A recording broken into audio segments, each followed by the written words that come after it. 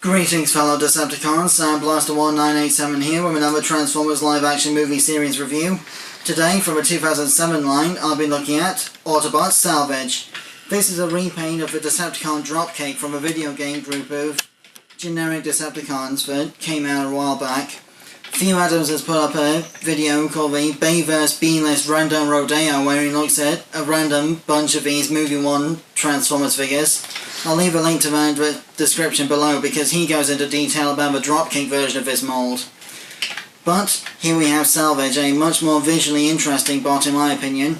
Despite his somewhat monochromatic looking vehicle mode, the robot mode is a lot more bright and colourful.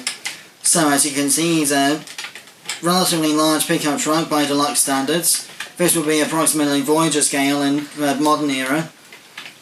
And the main gimmick of this mode is the pair of pliers or jaws of life weapon that can be slid out of the tailgate through this spring-loaded little latch here.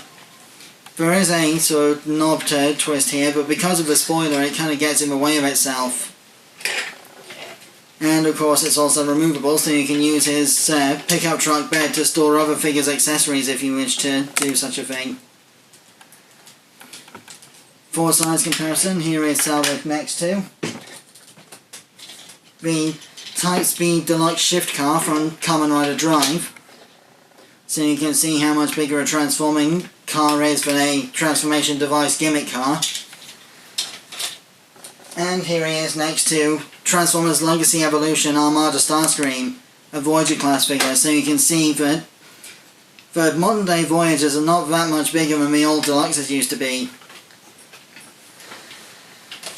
So to transform Salvage, it's quite widely, springs and automorphs and whatnot, but there are still some manual tricks to deal with. So, first step, bring up the two front wheel fenders like so, and that should make the doors spring open. Then what you want to do is you want to unhinge the arms from under here, split this whole area like so, double hinge the radiator grille and headlight sections onto the sides of the forearms as armour plates, then extend these little double gun turrets from underneath as sort of like underslung weaponry.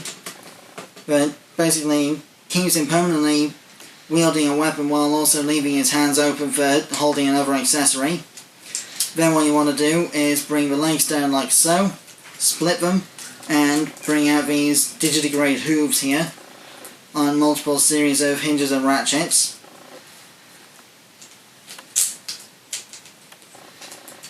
Like so. Then what you want to do is bring the rear wheel joint 2 clicks back so as to create a sort of digitigrade chicken walker look to the robot mode like so. Do the same on both sides.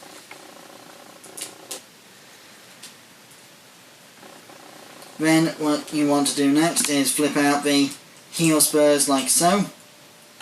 And see these little pistons here, you just want to bring these up to these sculpted circles around here to act as a sort of shock absorber suspension type of thing. Again, same on both sides. Or second verse, same as the first, as MGO 316 used to say.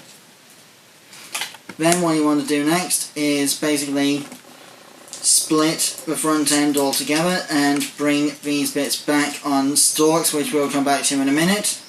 Then what you want to do is basically explode the tailgate into a load of panels and reconfigure these accordingly. So, bring the outer bits out like so, then hinge this bit up and then down to flatten things out.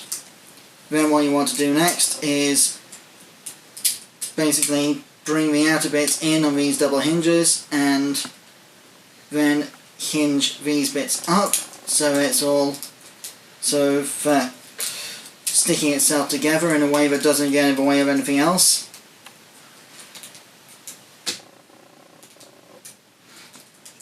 Then what you want to do next is you want to make sure that these stalks, where the shoulders are, come back so that these little nubs here stick into these holes on the shoulders for the stability of the robot mode arms, like so.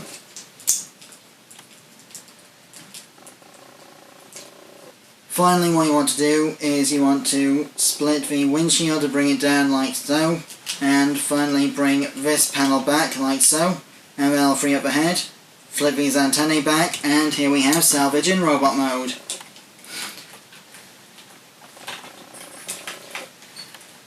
Obviously you can reconfigure the legs so they're not as digitigrade, but at the same time obviously this is supposed to be a Autobot retool of a video game Decepticon figure from the time, so he is supposed to have some degree of digitigrade leg detailing and such. And he can hold the player's weapon in either hand thanks to these two 5mm posts like so. So he can wield it just as comfortably in either hand.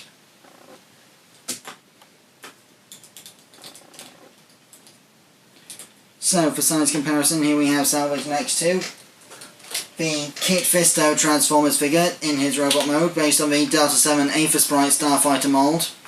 I'll come back to him in another review. But as you can see, these are around the same size and the same price point from around the same era. So, articulation wise, Salvage has a ball jointed head and a light piping block that's partially obstructed by the positioning of the screw on the back of his head.